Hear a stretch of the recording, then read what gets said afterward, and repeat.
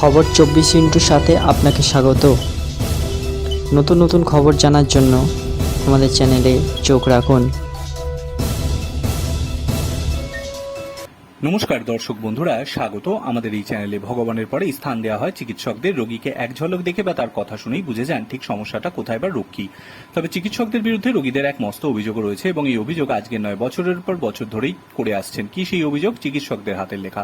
সম্প্রতি সোশ্যাল মিডিয়ায় ভাইরাল হয়েছে একটি প্রেসক্রিপশন, যেখানে চিকিৎসক কি লিখেছেন তা উদ্ধার করতে পারছেন না। ওই প্রেসক্রিপশন দেখে কেউ লিখেছেন এর থেকে বাচ্চাদের হাতে লেখা ভালো, আবার কেউ লিখেছেন যে ওতে মোটেও চিকিৎসক কোনো ওষুধের নাম লেখেননি, বরং চিকিৎসক হয়তো পরীক্ষা করছিলেন যে পেনের কালি পড়ছে কিনা। কেউ কেউ আবার মজা করে লিখেছেন যে কয়েকটা শব্দ না হয় লিখেই দিতেন। পাড়ার মোড়ে বসা ডাক্তারের কাছেই যান বা হাসপাতালে বড় চিকিৎসকের কাছে। রোগী দেখার পর প্রেসক্রিপশনে কি লিখছেন তা রোগী কিছুতেই উদ্ধার করতে পারেন না। চিকিৎসকের হাতের লেখা একমাত্র দুজনেই বুঝতে পারেন, সেটা হলেন চিকিৎসক এবং নিজে এবং ফার্মাসিস্ট। অনেকেই মনে করেন যে শুধুমাত্র ভারতেই হয়তো চিকিৎসকদের হাতের লেখা খারাপ, তা কিন্তু নয়।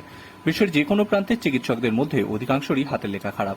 এই নিয়ে অনেকে যেমন মজা করেছেন, তেমন অনেকে আবার এই বিষয়টি তুলে ধরেছেন যে চিকিৎসকদের লেখনী পড়তে না পারলেও তাদের রোগ নির্ণয়ের উপরই কিন্তু প্রাণ রক্ষা পায়। Bureau report.